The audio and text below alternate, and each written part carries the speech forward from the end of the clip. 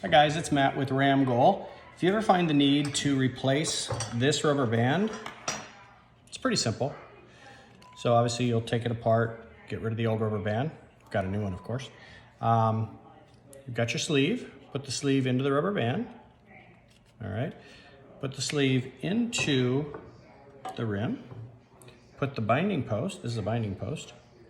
Put it back through until it pops at the other end. You'll see the little threads in there. Put the nut on the other end.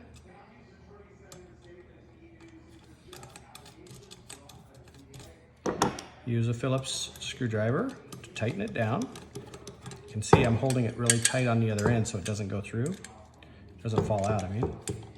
Okay, tighten that as taut as you can get it. Then use some needle nose and squeeze the sleeve to wet, so the binding post doesn't turn. Then use the screwdriver, tightened up really good. So it's really tight.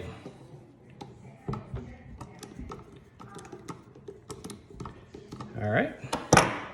Now, what you want to do is put the other sleeve into the rubber band. So it looks like this. Let's see it from both sides. All right. Now, you're going to slide. Here's the most important part. You're going to slide this down into, we call this the goal box. Okay, you're going to slide that in until you can see the sleeve. Use one of the bolts, put it back through, get it through that sleeve. All right, well, it comes out the other side. Make sure it's lined up. Okay. I've got it coming out the other side. Do I see that? Hopefully. There you go. Now we're gonna put the nut on it. Get the nut on there and get it on there pretty tight.